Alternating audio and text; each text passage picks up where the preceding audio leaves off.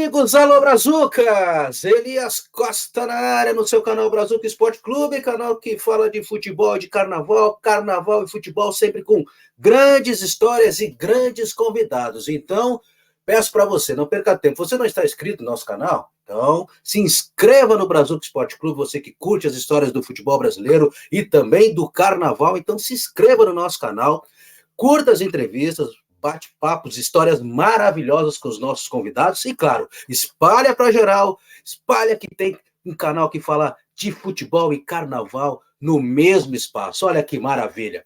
Programa Preleção na área para falar de futebol, para curtir mais histórias do nosso esporte bretão. Isso mesmo.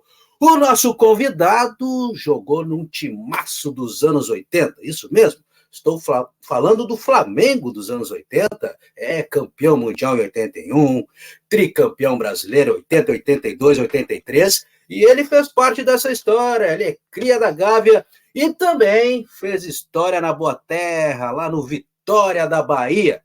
Estou falando de Ademir Chagas, ou melhor, mais conhecido como Bigu.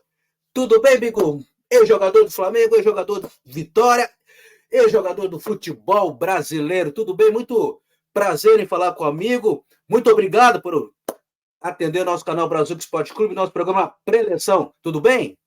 Elias, obrigado a você, o Brazuca aí. Muito obrigado a vocês pelo convite, né? Começamos os contatos aí há poucos dias, mas para mim é um prazer sempre participar, sempre que vai falar do futebol da antiga, futebol raiz, eu estou sempre à disposição e espero fazer um bate-papo bacana entre nós aqui. Não entrevista, né? Sim, bate-papo que é melhor, que fica mais... um negócio descontraído, bacana e para mim é um prazer participar. Muito obrigado pelo convite, Elias. Claro, é um bate-papo, Bigu, porque a nossa ideia, primeiro, é homenageá-los, né? Quem escreveu, deixou a sua marca na história do futebol brasileiro, como você diz, aquele futebol raiz, futebol das antigas, e claro, e ouvir histórias, né? Que com certeza você deve ter, e de monte, de montão. Bigu, segue no futebol, trabalhando, jogando uma bolinha, como é que tá? Sim, Elias, sempre que posso eu bato minha bolinha, não abro mão disso, estou com 59 anos apenas, né? Estou novinho ainda, né? E sempre que posso eu bato minha bola. Às vezes o joelho dá uma rateada assim, mas a gente dá um jeitinho.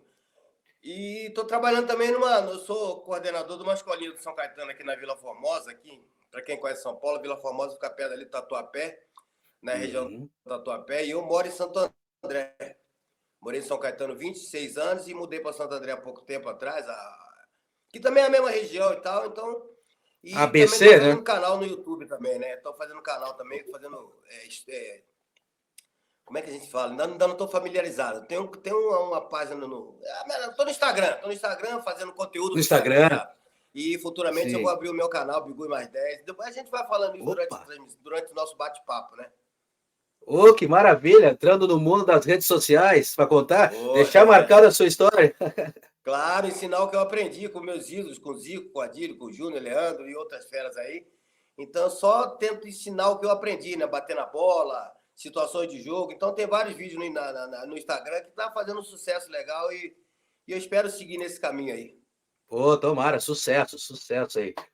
Bigu, para começar a relembrar essa trajetória, seu início foi na Gávea ou foi em outro lugar? Então, Elias, o meu início, logicamente, foi na pelada. Eu sou da comunidade do Morro do Borel, na Tijuca, Rio de Janeiro, né? Sou de uma família de músicos e cantores. Eu sou de uma família de músicos conhecidos e jogadores de futebol também. Então, faço parte da família, não sei se você lembra, Carlos Alberto Pintinho, que jogou na Máquina Tricolor do Rio de Janeiro, é meu primo. Sim. E eu não sei se você... Aí o pessoal procura na internet aí. Nilo Chagas, que era do Trio de Ouro, Dalva de Oliveira, Erivelto Marcini e Nilo Chagas. Irmão da minha mãe, meu tio. Nenel, que tem a composição do Negão de Tirar o Chapéu, que é o Nenel, que fez muitas músicas aí para Zezé de Camargo. Tem 450 músicas gravadas.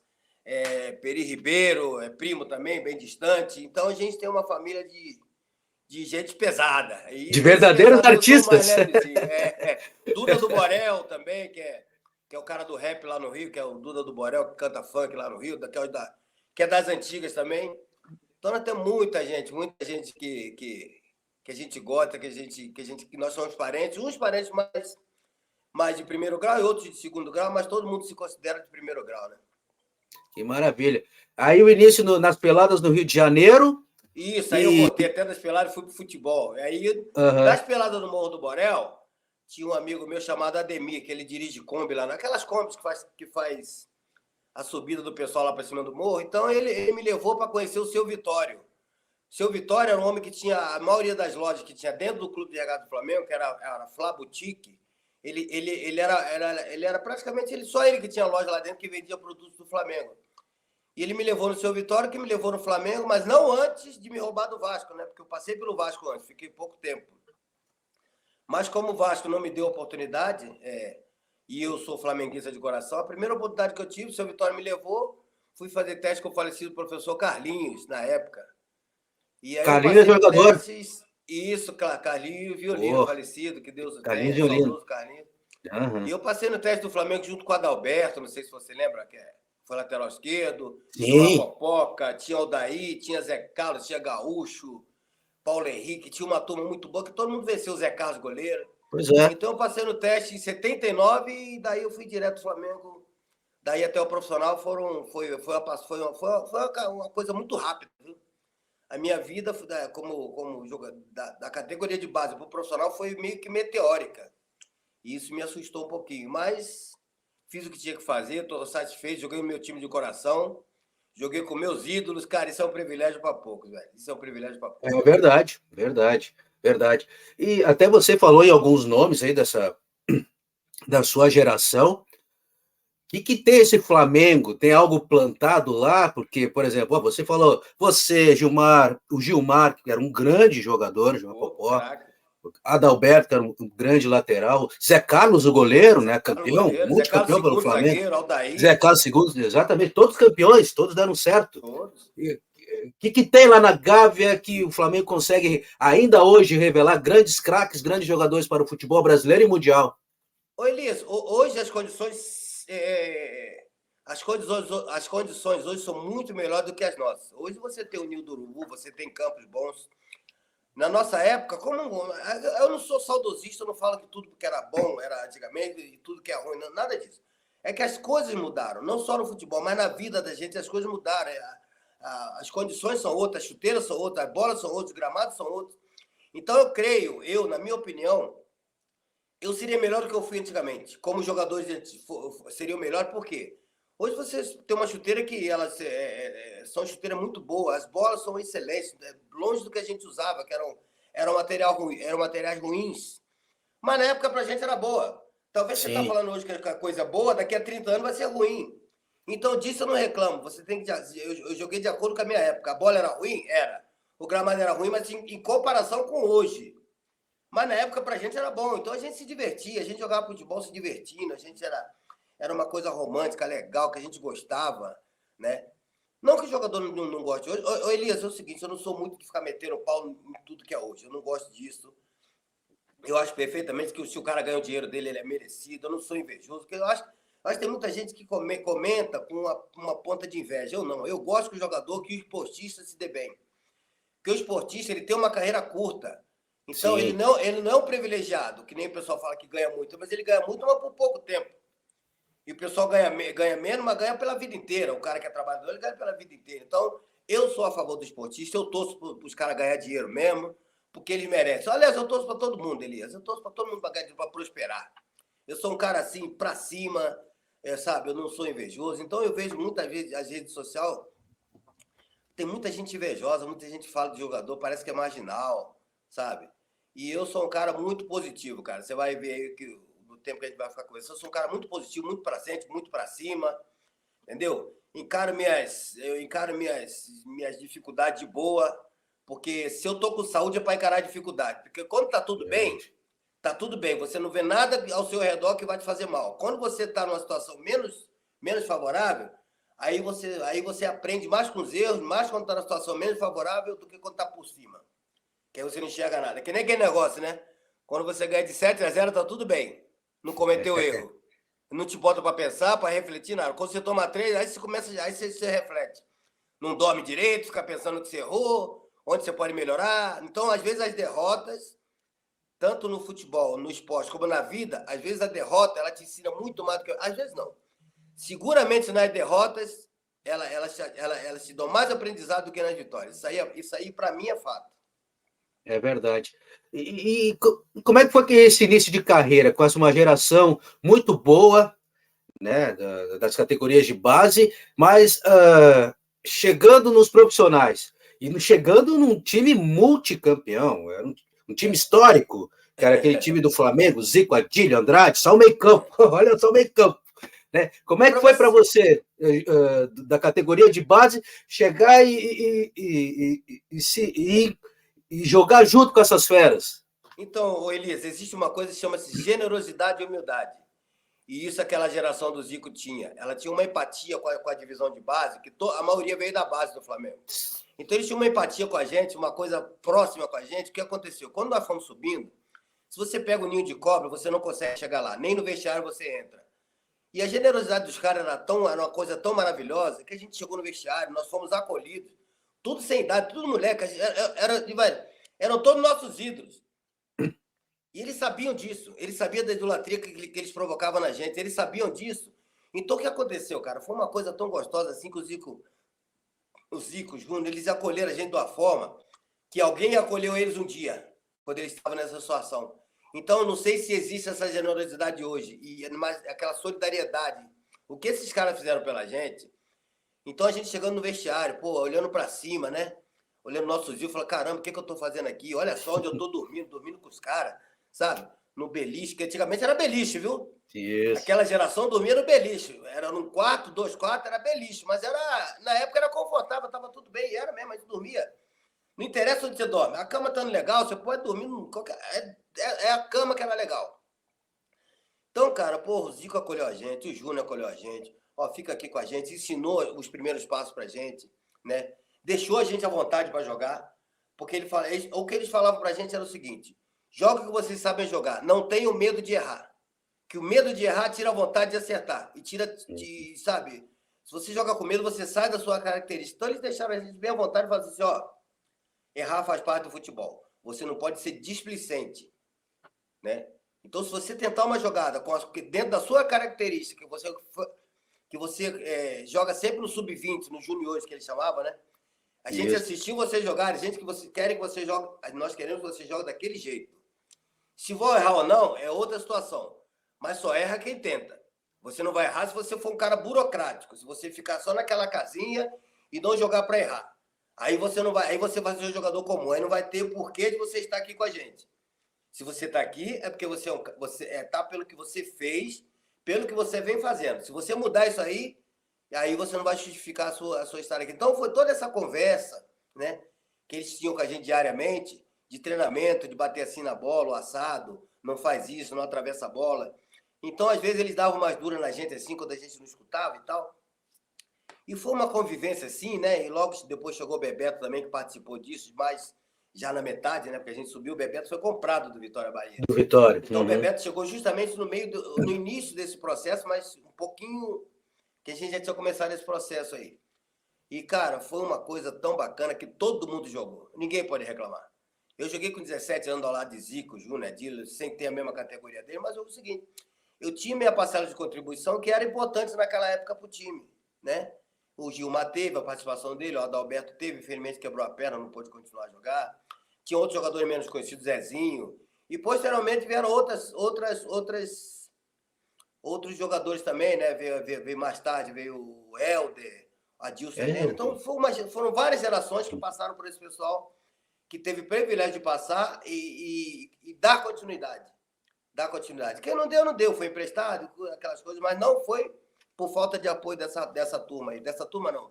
Dos meus eternos ídolos.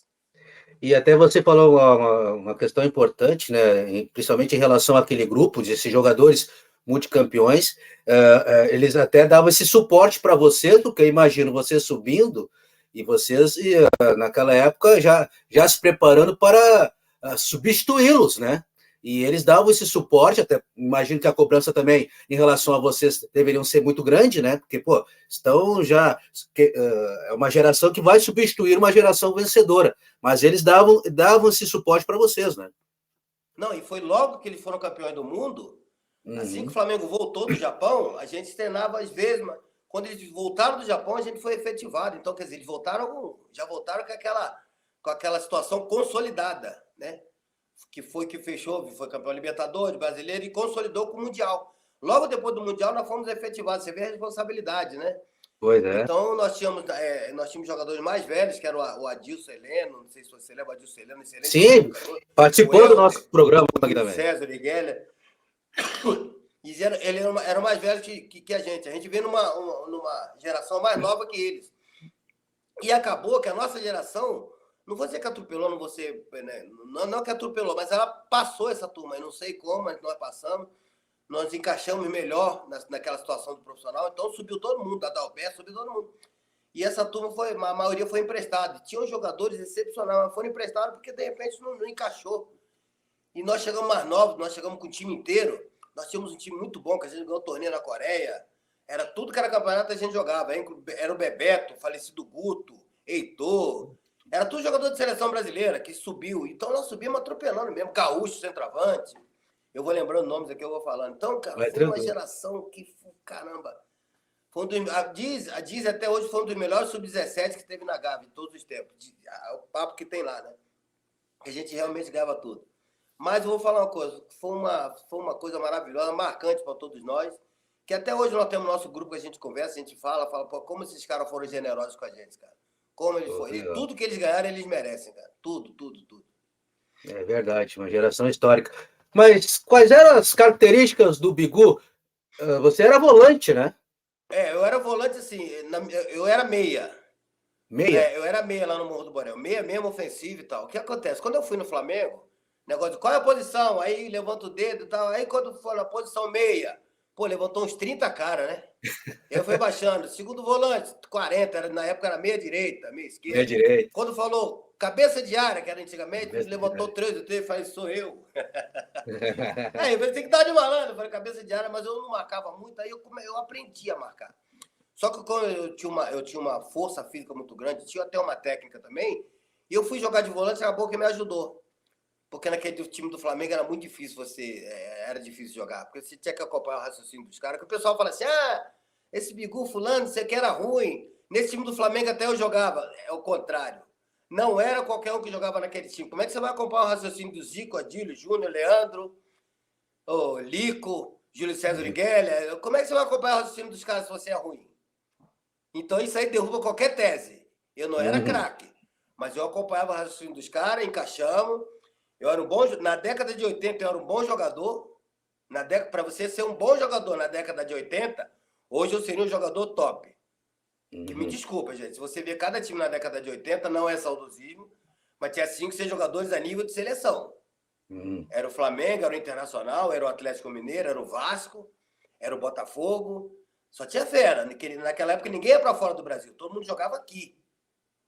Então, hoje é facilitada a vida dos jogadores. Por quê? O cara quer subir, o melhor jogador do time foi vendido para a Europa, para a Itália, agora para Dubai, para não sei o quê. Antigamente não, ficava todo mundo ali. A gente tinha que jogar com os caras, tinha que se virar. Né? O Flamengo tinha Adílio, tinha Júnior, o VAR tinha Roberto, Giovani. Olha só, gente, pelo amor de Deus, vou nem falar mais o resto. O Internacional tinha Falcão, a Carpegiani, o Atlético tinha aquele timaço do Atlético, que era Reinaldo, não sei o que. Reinaldo, Éder. Aí vai falar que eu era ruim, pô, pelo amor de Deus, né? Eu era um volante que é o seguinte, eu desarmava muito bem e eu tinha uma força física muito grande que eu arrancava com a bola. Eu dava arrancadas, várias arrancadas, inclusive a torcida do Flamengo gostava muito dessas arrancadas. E depois eu fui fazer isso no Vitória, que eu já fui jogar já como segundo volante. Mas eu era um volante que eu sabia jogar, eu sabia tocar a bola, sabia sair jogando, né? Eu tinha a minha característica maior também era muita força, eu dava os carrinhos que antigamente era normal. Você dá carrinho, porque a gente dava aquele carrinho de lado e tudo, hoje já não é mais comum. Mas antigamente era muito comum você dar carrinho. Era uma jogada que você chegava antes, né? Que você chegava antes e tal, só que eu dava carrinho de lado. Mas a minha característica é essa, cara. Tinha um bom passe e, cara, em todos os times que eu fui, graças a Deus, no Flamengo, todos os times que eu fui sempre um dos principais jogadores que participavam. Sempre eu fui um dos principais. Pela minha característica, pela minha liderança, né? Pelo meu caráter, porque sempre fui um jogador contestador, líder contestador, brigava pelos jogadores, brigava pela causa, fui muito falador e na década de 80 não se aceitava muito isso, né? O jogador muito polêmico. Eu era polêmico assim, porque eu falava o que eu pensava. Eu xingava, eu fazia tudo assim, não tava nem aí. Se eu tivesse na minha razão, cara, eu xingava dirigente, falava para pagar o salário, se não pagar a gente não joga, porque os caras não pagavam salário e eu brigava mesmo. Bicho igual para todo mundo, já comprava briga com o jogador, que o jogador que jogava queria mais, então o pau quebrava. E isso aí me fez um líder incontestável que até hoje os meus amigos falam, pô, você foi um cara que... Então o legado que eu deixei foi isso aí, cara, de caráter, de liderança positiva. Só que é o seguinte, quando se paga, pagando ou não pagando, se eu visse alguém dar um migué, se eu visse alguém que não corresse, eu pegava... Ia pra cima. Aí ia pra cima, eu ia. Cheguei a jogar com a perna quebrada, pô, pra você ter uma ideia. Joguei 3 jogos com a perna quebrada. Isso foi notícia aí na Globo, foi notícia e tudo. Mas por quê? Porque mentalmente eu tava bem, mas a perna tava doendo. Eu falei, é uma dorzinha, eu vou embora. Doutor, dá uma injeção aí que eu vou embora. Não tem negócio de dorzinha. Hoje em dia eu fico bravo com os caras. Desconforto, você fica fora do jogo. Uma gripezinha tá fora do jogo. Rapaz, eu fico pé da vida com isso. E eu brigava com o médico para jogar. Eu brigava, doutor, eu quero jogar. Eu gostava de jogar. Então, o legado que eu deixo aí para meus amigos aí, é isso aí. Ainda falando de Flamengo, acho que um ano especial para você, muito especial, foi em 1983, né, onde você foi campeão brasileiro juntamente com essas feras. O que você lembra desta conquista, onde o técnico era o capeta, Carlos Alberto Torres? Carlos Alberto Torres, meu padrinho, porra, meu saudoso Carlos Alberto Torres. Mas vamos falar de tinha mais padrinho, viu? Tinha mais padrinho, cara. Foi, tinha Mate, tinha Zico, tinha o Júnior, os caras. A gente não fazia nada sem os caras, na realidade, Elias. Não é que a gente não fazia. Tudo que a gente ia fazer estava sob a supervisão deles, sob a proteção deles. E eles sabiam que a gente precisava da proteção deles. Então, vamos lá. Quando eu esteve no Campeonato Brasileiro foi em 82, 83, foi em 83 mesmo. Que eu estava novinho e tal, aí fui substituir o Andrade, me colocar aí, estava Flamengo e Guarani, 8ª de final do Brasileiro, que antigamente era mata-mata.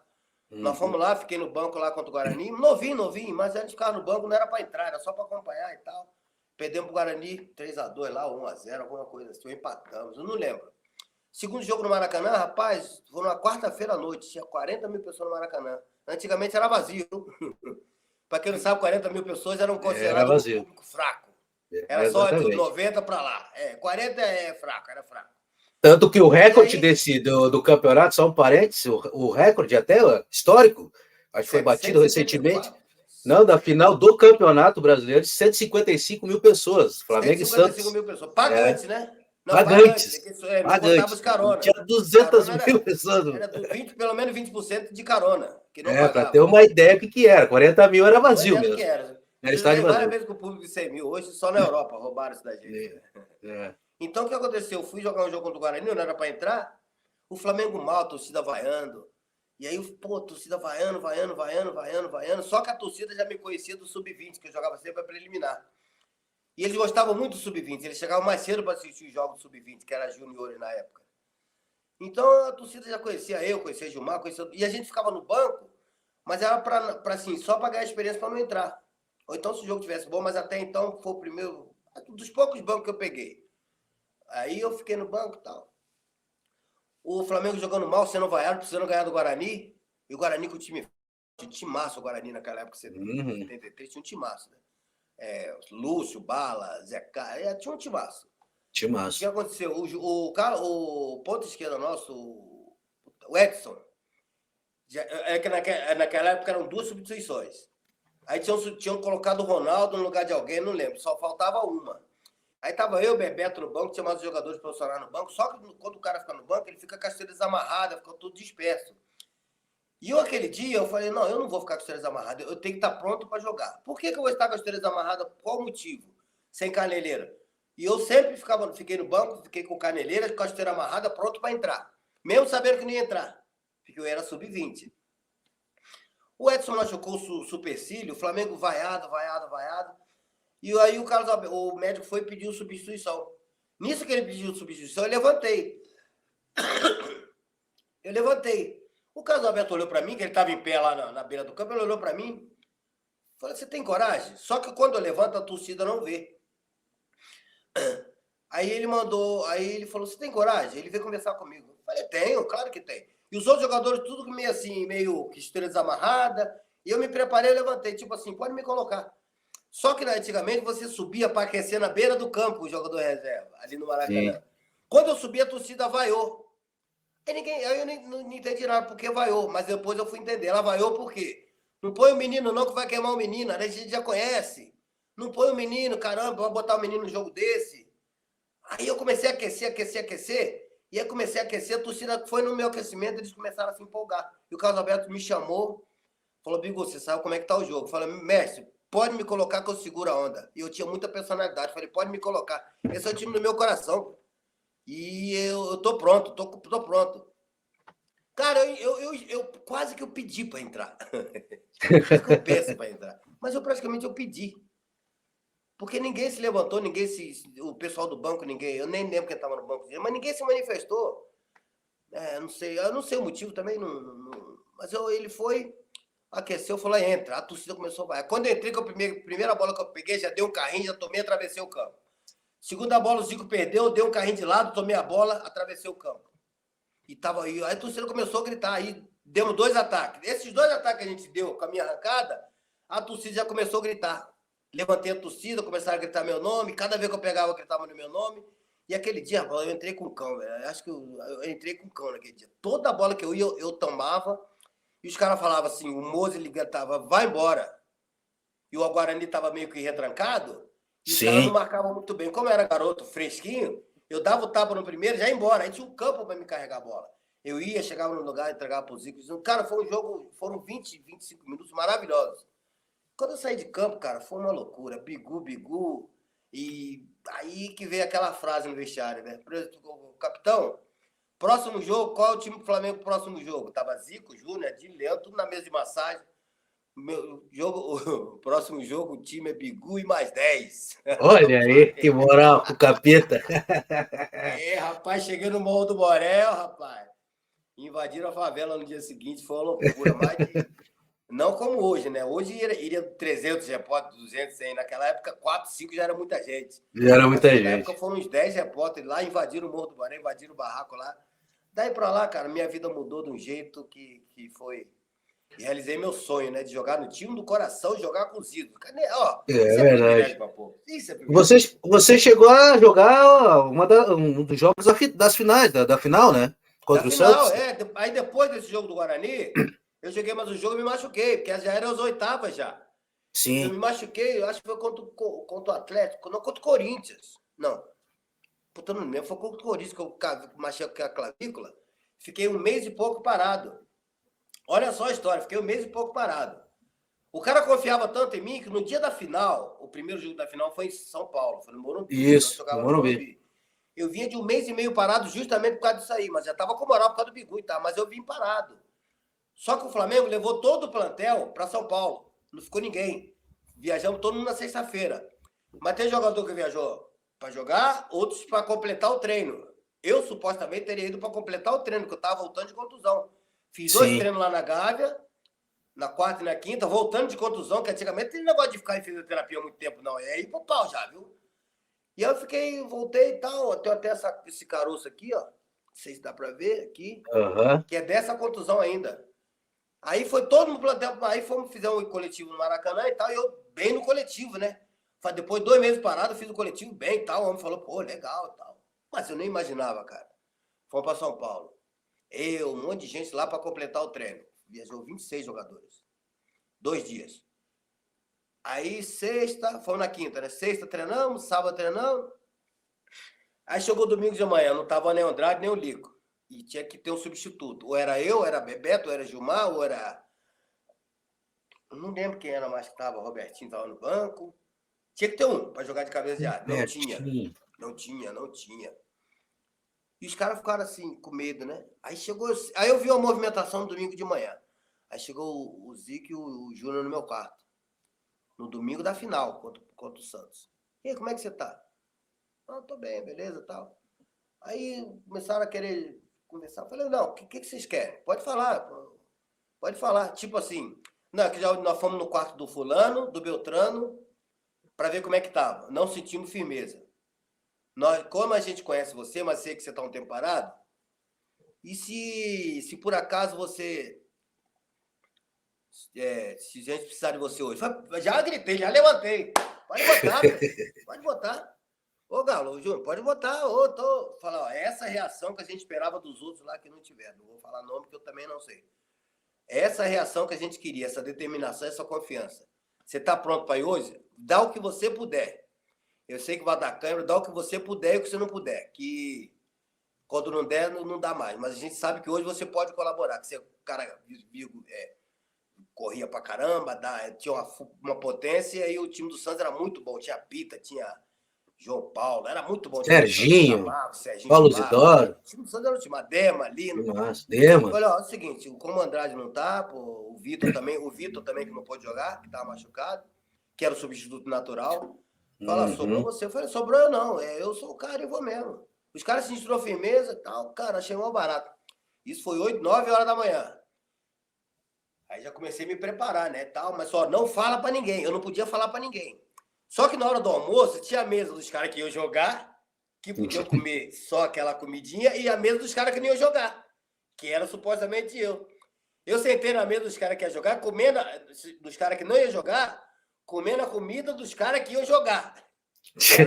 Arroz, a comida leve, arroz, purê, e os caras sentando no pau, comendo bife, não sei o quê, e eu comendo arroz e purê. Falei, os caras, até parece, vai jogar, Falei, não, que eu tô afim de comer arroz com purê hoje, que eu não podia sentar lá, que a imprensa não podia saber, né? Sim. Aí eu sentando lá disfarçado, mas já pronto, já. Quando chegou na hora da preleção, como falou, tá, Bigu. Aí os caras me sacanearam, os caras que foram pra passear, seu filho da mãe, né? Se enganou. Eu não podia falar. Cara, me colocaram no jogo, no primeiro jogo da final, corri que nem um cão, velho. Eu não joguei, eu só corri. Eu não queria, tecnicamente pra mim, não valia nada. Eu queria dar o que eu pudesse, o meu sangue, se eu tivesse arrastar a cara no chão, tanto que tecnicamente o jogo meu não foi bom. Mas não era da minha técnica que eles precisavam naquele momento. Foi pontual. Eles precisavam da minha raça, da minha determinação, da minha garra, né? Do meu espírito de luta. E aí eu joguei até dar câimbra. Quando deu câimbra, eu nem lembro se eu saí do jogo.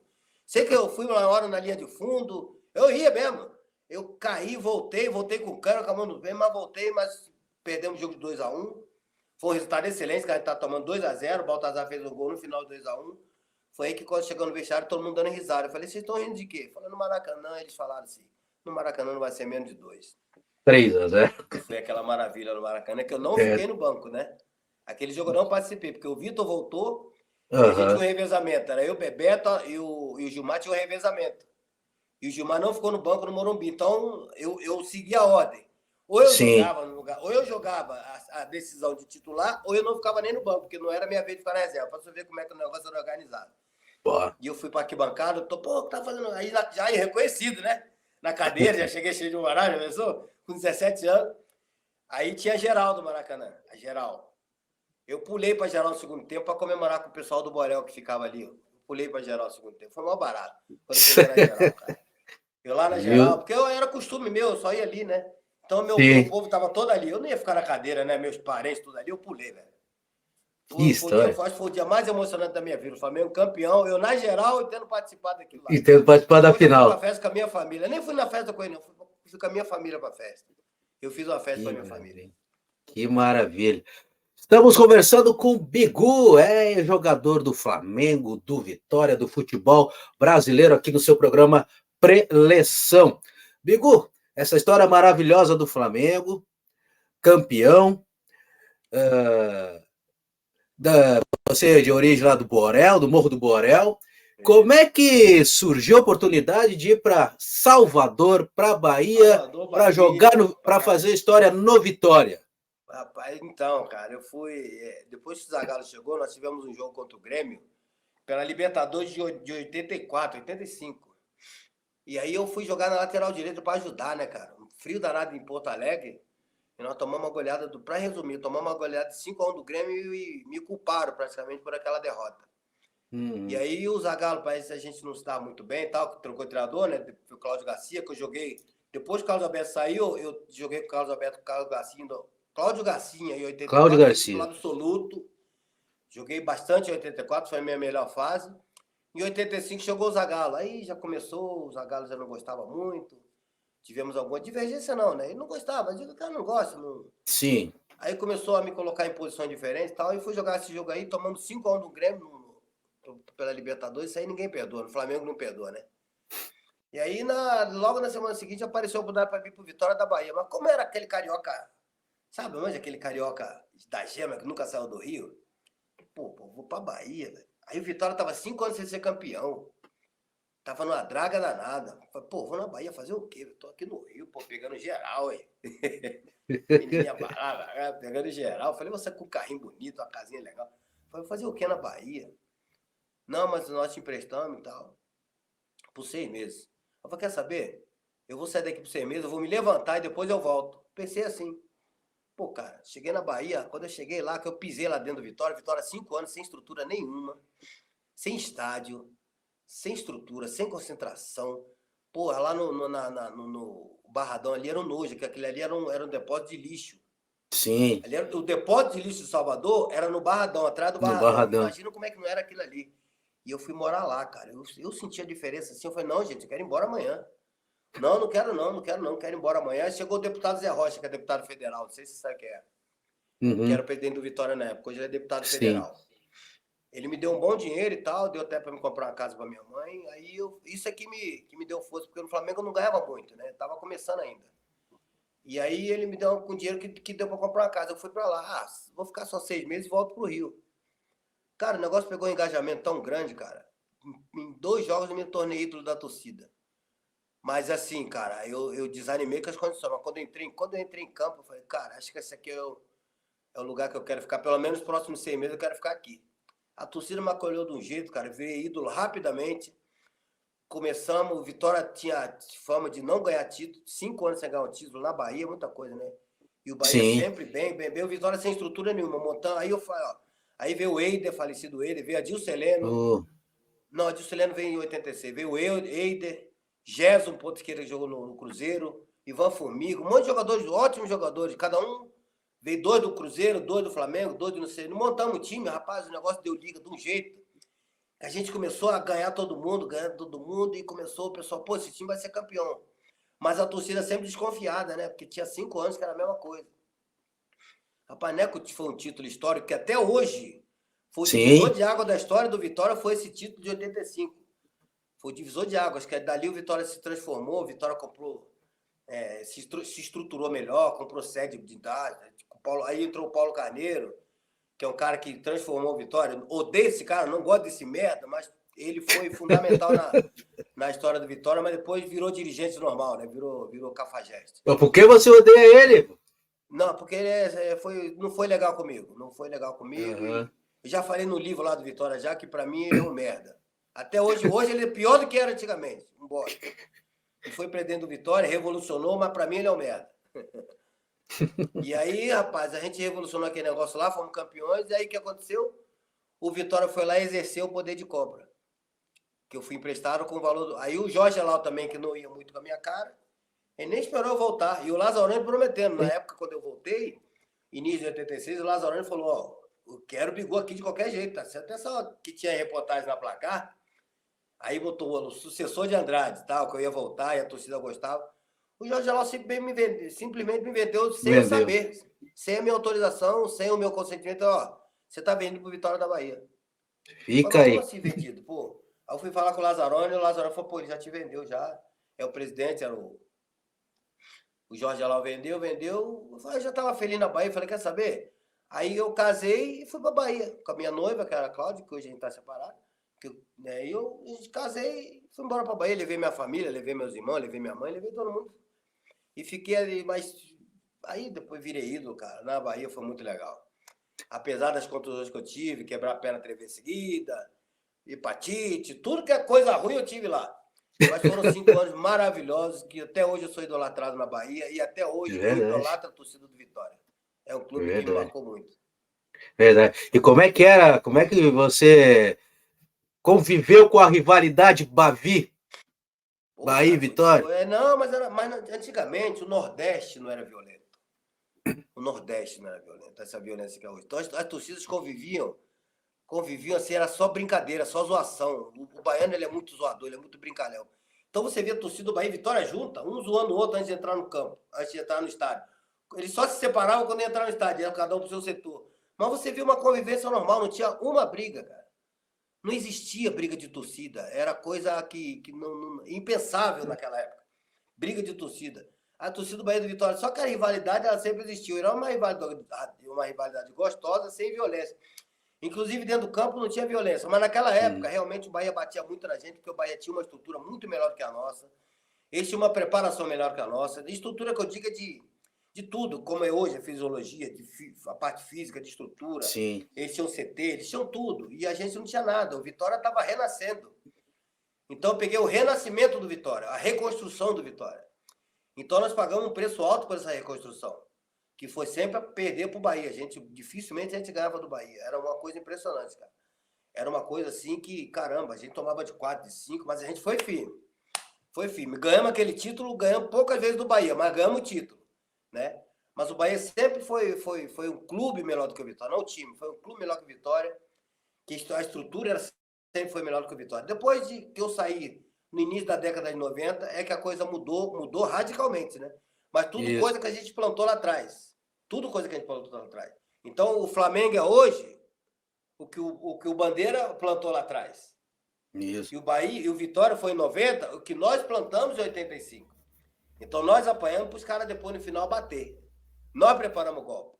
Então, nós apanhamos pra caramba, sofremos pra caramba, e no final, na década de 90, foi a redenção do Vitória, né? Isso aí, os números dizem tudo, né? E como é que o Bigu foi fixar a residência no ABC Paulista? Mas isso aí já foi depois. Depois do Vitória, eu fui vendido para Portugal.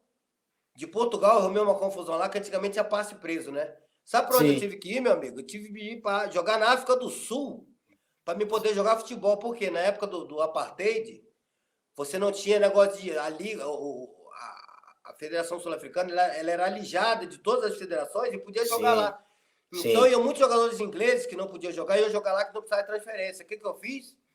Para sair de Portugal, porque o cara me prendeu, me deixou 4 meses sem jogar lá, quase passei fome lá, porque o cara simplesmente prendeu meu passe e não liberou meu passe.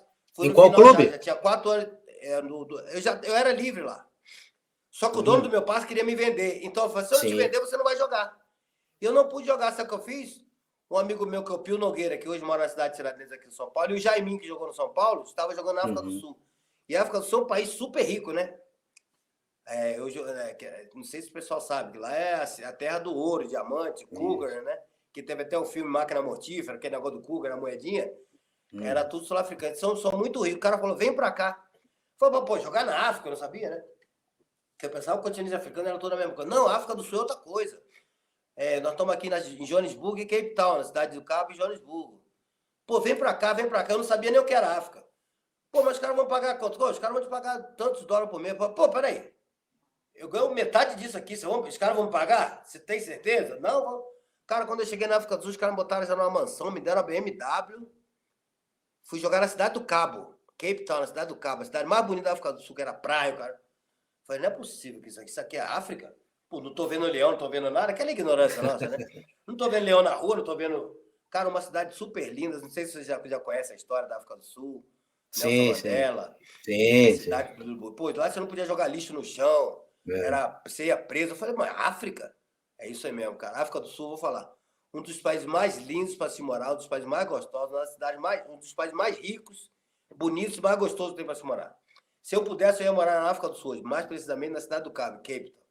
Foi lá que eu aprendi a falar o meu inglês arranhado, que eu fiquei 3 anos lá. Só não aprendi mais inglês, porque tinha muito português que queria traduzir para mim, eu mandava isso aí para lá, falei que era aprender. Mas eu aprendi legal, mas só que você esquece. Mas na África do Sul, em 94, eu ia disputar a Copa do Mundo pela África do Sul. Esse meu amigo, o Mandela, gostava muito de mim.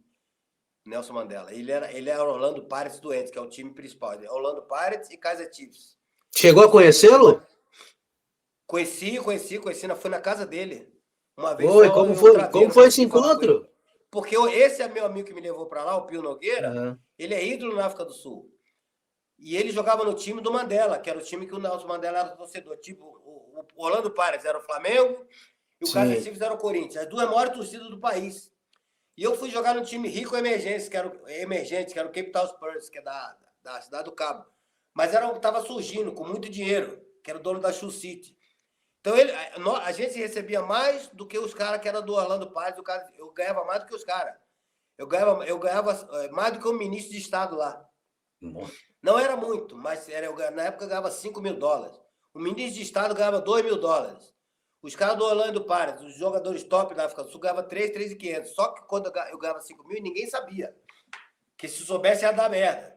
Sim. E aí eu fiquei 2 anos lá e tal. E aí eles pensaram na possibilidade de eu jogar a Copa do Mundo de 94. Que eles já tinham sido liberados por causa do negócio da FIFA, soltaram o Nelson Mandela, aquela coisa toda. Uhum. E eu fui conhecer o homem. O dia que eu fui na casa do homem, eu travei, não consegui falar nada.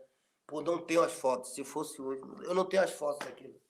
Eu apertando a mão do homem na casa dele. Fui agora, depois de velho, na casa antiga dele, que ele morava, né? Sim. E o que aconteceu? O dono do meu time, que era um cara muito vaidoso, ele começou a reclamar da minha produção. E lá eu joguei na frente, eu estava sendo artilheiro do time, um dos melhores jogadores do time, mas ele achava que eu tinha que fazer chover. Então, toda vez que perdia, ele falava, jogava na cara, pô, te pago o maior salário do país e você não está fazendo nada. E às vezes eu fazia 1 gol, 2 gols, ele fala, que lá eu joguei na frente. Sim. Mas, pô, tô fazendo, não, mas eu quero mais, brasileiro tem que fazer mais.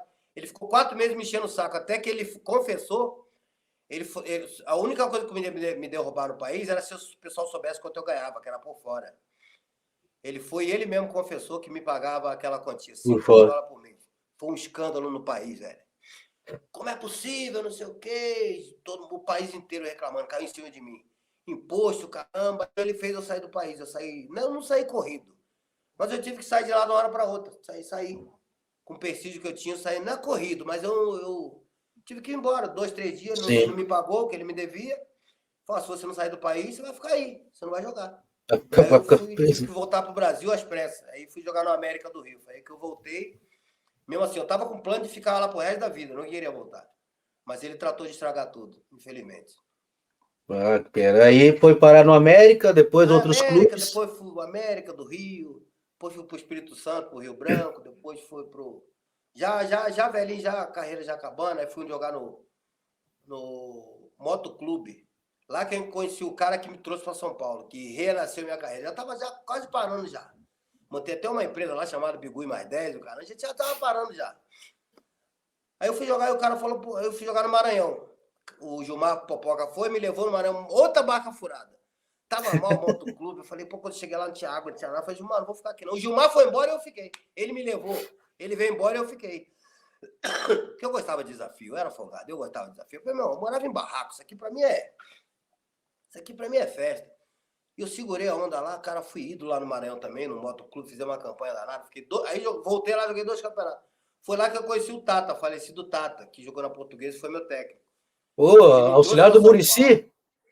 Trabalhou com o Muricy. O Tata foi um dos caras mais... O Tata falou assim, cara, você cabe em São Paulo, só que você tem que emagrecer, porque eu já tava parando já. Pô, mas Tata, jogar em São Paulo, eu gostava. Não, eu vou lá e vou falar e vou... Me trouxe pro Santo André, cara. Quando eu cheguei no Santo André, o presidente queria mandar embora quando me viu. Gordo pra caramba. Igual o Walter. Não é igual o Walter, né? Sim. Falei, não quero esse cara não, Bigu. Pô, não. Falei o seguinte, presidente. Vamos fazer o seguinte. Falecido Jair Livório. Me dá um mês. Me dá um mês só. Se eu não fizer nada em um mês, você não precisa nem assinar o contrato. Eu quero ficar sem contrato. Só para mostrar para você que eu posso. Não, eu quero agora. Agora eu quero. Eu quero que o senhor não me pague. Eu fico 1 mês aqui. Rapaz, nesse 1 mês, velho. Nesse 1 mês, nós montamos um time no Santo André que ficou 25 partidas invictas. Jorginho, lembra do Jorginho? João Marcelo, sim. Sérgio Baresi. Cara, só tinha fera o time, cara. Maisena. Só tinha jogador fera. E eu treinando. Quando deu 20 dias assim, rapaz, tava no ponta dos cascos. O presidente falou assim, não, quero ver na hora dos jogos. Faz um contrato de risco. Melhor jogador do campeonato. Quando acabou o campeonato, sabe quem me queria? São Paulo, Atlético Mineiro, todo mundo me queria. Eu com 35 anos já. 35 anos. Todo mundo me queria. Inclusive na Bandeirantes, era transmitido pela Bandeirantes, a A2 do Campeonato Paulista, em 97. Era transmitido pela Bandeirantes. Era Santo André, Matonense, Ponte Preta. A Matonense até subiu. Tinha um monte de time bom. Paulista de Jundiaí. E era transmitido para o Brasil inteiro. Na segunda-feira, à noite, A2 Paulista. Mas só timaço. Tudo jogador que já estava parando, só timaço. Santo André, um timaço. O melhor time do campeonato, mas foi operado. E aí minha carreira renasceu de novo. Joguei 2 campeonatos no Santo André e o Corinthians também uma vez me queria. Sei que foi uma loucura. Depois de velho, todo mundo me procurando. E depois eu vim parar no São Caetano, foi onde eu encerrei a carreira praticamente, com 2 anos aqui no São Caetano. Mas a minha passagem pelo ABC, que eu moro até hoje, foi uma passagem muito legal. No final da carreira, eu consegui destruir, jogar muito bem. Foi bem pra caramba. Que maravilha, que belas histórias. Você, como flamenguista, como é que você analisa esse momento, esse atual momento do rubro-negro? Sampaoli, crise. Hoje eu posso dizer que eu sou metade Flamengo, metade Vitória, viu, cara? Meu coração hoje não é pra fazer média com ninguém, não preciso falar média com ninguém, já tá xinguei a torcedor que vem encher o saco. É rubro-negro mesmo. Não, eu não faço média com ninguém, mas o meu coração é dividido. Por quê? Eu sou flamenguista de coração, de pequeno, mas a torcida que me acolheu, que me dá moral até hoje, é a torcida do Vitória, na sua maioria. Então, meu coração, minha parte rubro-negra não interfere. Mas Vitória é bem na Série B também, né? Tá, eu tô acompanhando, faço meus stories lá, mencionando Vitória. E, cara, o que você perguntou mesmo da parte da torcida? Do atual momento do Flamengo. Do atual do Flamengo. Eu acho que é o seguinte, cara, o torcedor tem memória muito curta. E eu não sou, como eu falei pra você, eu sou um cara muito positivo, não gosto de ficar metendo pau. Cara, como é que você vai xingar os jogadores que deram tantos títulos pra gente nos últimos anos? Acho que o mínimo que tem que fazer é respeito. O torcedor do Flamengo, qualquer coisa, manda esse cara embora. Põe o pessoal da base, eles são os primeiros a queimar os caras da base. Aí põe o moleque da base, eles são os primeiros a queimar o moleque da base. Aí você não dá pra entender. Pô, esse time aí, cara, é o mesmo time que deu... Aí, o problema do futebol é o seguinte. Quando o jogador, assim, quando o cara tá com 36 anos, 35, quando ele falha, ele tá velho. Aí no jogo seguinte fala que ele jogou de terno. Aí no jogo seguinte ele não falha uma jogada, pô, tá velho, vamos ter que mandar embora. Aí no jogo seguinte, pô, esse velhinho joga pra caramba. Aí você não sabe, o torcedor é meio louco, né? Lembra do Felipe Luiz? Pegou um jogo aí, sim, o menino pôde jogar, o Felipe Luiz arrebentou o jogo. Aí no jogo seguinte, pô, tá velho, não ganha na corrida. Qualquer lateral de novo aí perde na corrida pra outro jogador, mas o velho não pode pôr ele. Falaram, eu não tinha assistido o jogo do Flamengo, que falaram que foi culpa do Felipe Luiz. O cara passou pelo Felipe Luiz alcançou o cara tirou pro meio, não driblou ele não, jogou a bola para pegou e falaram que o Felipe Luiz tá velho. Ele chegou na bola. Eu tô dando ele como exemplo. Então, o problema é tudo para torcedor, o cara tá velho. Pô, moleque também toma bola nas costas. O único lateral que não toma bola nas costas aí no Brasil é Ayrton Lucas, que é um cara que tem um vigor impressionante. Ele vai na frente, volta, chega na frente do cara, mas é o único. Se o cara vai no apoio, naturalmente, se a bola vier nas costas, não tem como. O cara não é mágico. Só que um velho não pode. E o Flamengo, a torcida do Flamengo tem uma capacidade de queimar jogador, que é uma coisa impressionante. Já xingaram o Zico. Eles esquecem disso. Já xingaram o Zico, já por causa do Romário. Não sei se você lembra desse episódio. Que o Romário falou, que o Romário na época era aí do Flamengo, falou que o Zico não é aí. A torcida do Flamengo rasgando foto do Zico. Eles esquecem disso? Eu não esqueço. Então, cara, a torcida do Flamengo tem uma capacidade de queimar seus ídolos, que é uma coisa impressionante. E essas coisas eu não aceito. Os caras têm que ser reverenciados. Se demorar, os caras vão jogar. Se tem problema interno, eles resolvem lá. Mas eu não acredito que os jogadores joguem deliberadamente para perder ou não corram em campo. Isso não existe. Isso só existe em papo de boteca, cabeça de torcedor. Pô, você joga... Qual é o seu esporte? Desculpa, só para sintetizar o que eu tô falando. Fala, futebol mesmo. Tênis de mesa. Você joga tênis de mesa. Eu jogo tênis de mesa. Aí o cara, segundo o torcedor fala, aí o cara fala que hoje o cara tá jogando sem vontade. Como é que você vai jogar sem vontade? Tá tua esposa, tá teus filhos, tá televisão, o mundo inteiro te vê, você vai jogar sem vontade. O mundo inteiro, né? Aí o cara entregou, que nem o cara, o cara entregou o jogo, não sei como é que o cara vai entregar o jogo. Aí vai lá, o cara vai te entregar o jogo, o cara falou, proporcionalmente falando, né? Falou, eu vou te dar 10 caixas de cerveja pra você perder pra esse cara aí. Aí você vai lá e aceita 10 caixas de cerveja. Beleza. A tua parte morta do corpo, né? Tua mente. Eu vou aceitar o suborno. Aí o cara começa a te sacanear. Aí joga tênis por aqui, te humilhar, te jogar no chão. O que você vai fazer? Enfia tuas 10 caixas de cerveja naquele lugar. Caramba, que eu vou ficar sendo humilhado. Eu vou pro pau. Aí é o teu brilho profissional. Então, no futebol, acredito que seja assim. Ninguém aceita o suborno para perder nada. A não ser esses babacas aí que negócio de cartão amarelo. Isso aí foi uma babaquice, sei lá. Mas aceitar suborno para perder, jogar sem vontade, com o mundo inteiro te olhando, com a internet te olhando, teu filho na escola, teu pai não joga nada. Não, cara, você não tá no dia. Quando você não tá no dia, cara, pode acontecer qualquer coisa com você. De repente, você não tá no dia bom para trabalhar. E o jogador de futebol tem que ser assim. Às vezes o cara não tá no dia, não tá no dia legal. Não é porque ele não quer. É porque não, é mais forte que ele. Então o Flamengo não está jogando bem porque não vai ganhar tudo. Ninguém vai ganhar tudo. Alguma coisa vai perder. O futebol não é assim. Nem o São Paulo foi tricampeão, todo mundo achava que não ia parar, parou. Palmeiras, Parmalat parou. Esse Palmeiras também vai parar. O Flamengo vai parar uma hora. Vai vir outros times. Então não aceita que o cara fale que o cara não está com vontade de jogar. Não tá com. Isso aí assim, o cara não tá legal. Alguma coisa está acontecendo lá internamente, ou não gosta do treinador, mas não jogar deliberadamente para derrubar o treinador. Ninguém faz isso. O que pode fazer é o seguinte, como eu já fiz. Quer derrubar o treinador? Não quer ajudar? Eu não ajudo ele. Tipo assim, tô com o joelho machucado, não vou jogar. Tô no departamento médico para sair amanhã. Não vou sair para ajudar esse cara, não. Vou ficar mais uma semana aqui.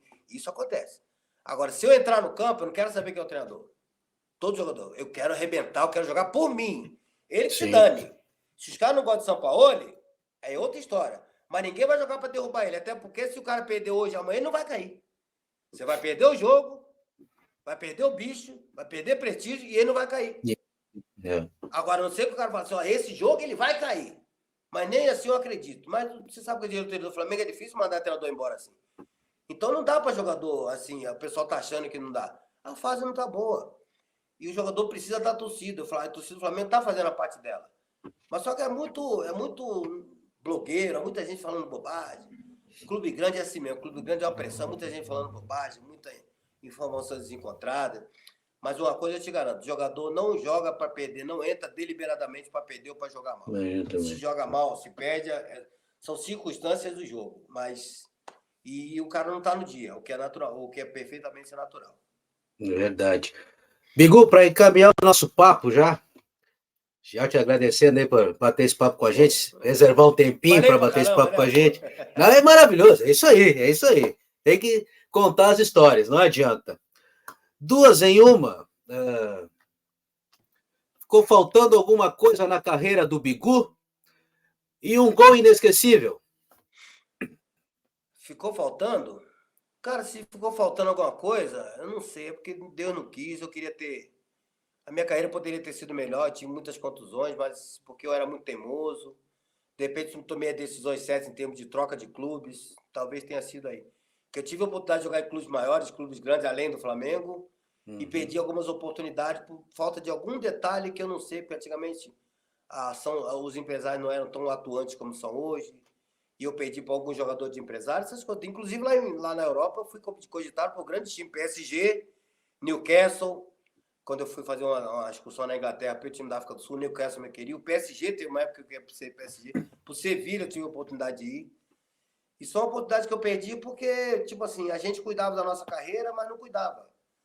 E você, para cuidar da carreira, você tem que saber os bastidores. Eu não sabia. Tive para ir para São Paulo em 97, tive para ir para o Corinthians, para o Palmeiras. Então, eu tive várias oportunidades e não foram concluídas. E essas oportunidades não foram concluídas. Agora, e muitas delas eu não sei até hoje o porquê. Simplesmente eu não sei, porque eu não estou nos bastidores, eu não posso nem dizer o porquê. Sei que teve um jogo que eu viajei, a empresa minha me acompanhando. O Vitória me vendeu para o Cruzeiro. Cruzeiro, grande Cruzeiro. Foi em 90, 88, 89. Fui vendido para o Cruzeiro. A empresa foi até o aeroporto, me viu entrar no avião, chegou na metade do caminho e o negócio foi desfeito. Até hoje eu não sei porquê. Quer dizer, e fora os outros, né? Santos, quando eu fui vendido para o Santos em 86, quando o Sócrates foi, eu fui fazer o último treino na Bahia, quebrei a perna, vendido para o Santos. Só que ninguém me avisou que eu estava vendido para o Santos. Senão eu não descia para treinar. Então foram situações assim, acho que a única coisa que eu sinto assim é que minha carreira poderia ter sido melhor. Pelo que eu joguei, eu acho que eu ganhei pouco, assim, tanto financeiramente, quanto tecnicamente, eu acho que pelo que eu joguei, eu poderia ter rendido mais em alguns clubes. E o que você perguntou depois? E o gol inesquecível, para encerrar? Indiscutivelmente foi o gol do título de 85. O gol tirou a Vitória da fila, né? Aliás, foram 2 gols, não foi, aí no mérito não foi só meu. Nós ganhamos 2-1 da Catuense, na Fonte Nova, fomos campeões antecipados. Foi um gol meu, o primeiro gol, e o segundo do Ivan Formiga, que jogou no Cruzeiro. Então, não foi o gol do título, mas foi um dos gols do título. Não posso jogar só para mim os louros da vitória, né? Que maravilha. Foi o meu gol inesquecível. Que maravilha. Bigu, mais uma vez, te agradecer aí por bater esse papo com a gente. 1 hora de histórias maravilhosas. Obrigado. O homem conheceu o Nelson Mandela, rapaz. Que isso, que mete. Porra, E com certeza vamos conversar mais vezes. Eu até vou pegar aqui. Para quem estiver assistindo e quiser acompanhar mais as histórias do Bigu, vai no Instagram, eu vou colocar também aí. Opa, valeu. É Bigu Jogador, né? No Instagram. Bigu Jogador. Bigu Jogador. Estou fazendo história lá para o Instagram, botando vídeo lá, para ensinar a galera. Ensinar não, né? Só indicar o que eu aprendi com os jogadores antigos, fazendo bastante stories, né? Fazendo bastante coisa na internet. Quem sabe um dia eu vou virar um Negrete da vida aí, vai saber, né, meu irmão? Porque é o seguinte, porque não tem nenhum ex-jogador fazendo o que eu estou fazendo hoje, que eu saiba, não. Fazendo esse tipo de vídeo assim. Então eu acho que eu sou pioneiro, não sei. Não estou sendo pretencioso, mas eu acho que eu estou sendo pioneiro, que eu não estou nem vendo nenhum ex-jogador aproveitar o que ele fez no futebol e passar para as crianças, passar para frente o que ele aprendeu. E eu estou fazendo isso com bastante sucesso, graças a Deus. Maravilha. E eu vou chegar a 1 milhão de likes, 1 milhão de seguidores. Eu vou chegar siga aí. Obrigado. Arroba Bigu Jogador no Instagram. E brevemente o meu canal Bigu e Mais 10, hein? Tá saindo meu canal Bigu e Mais 10. Vou fazer várias entrevistas, inclusive a primeira vai ser bombástica, hein? Agora, olha aí. A primeira entrevista vai ser bombástica, com uma fera, mano. Que maravilha, é isso aí. Pô. Conversamos com o Bigu, grande jogador do futebol brasileiro. Deixou registrado aqui no nosso programa Preleção as suas histórias e a sua trajetória. Programa Preleção volta na próxima semana, assim, bate-papo descontraído, ouvindo grandes histórias desses mestres que deixaram e escreveram a sua história, as suas histórias no futebol brasileiro. Bigu, grande abraço, até uma próxima. Já estão seguindo no Instagram, eu vou esperar o canal no YouTube. Obrigado, meu irmão. Sigam lá no Instagram, @Bigu Jogador. Bastante vídeo legal. Obrigado pelo convite, meu querido. Grande abraço, mestre. Rubro-negro dos 2 lados.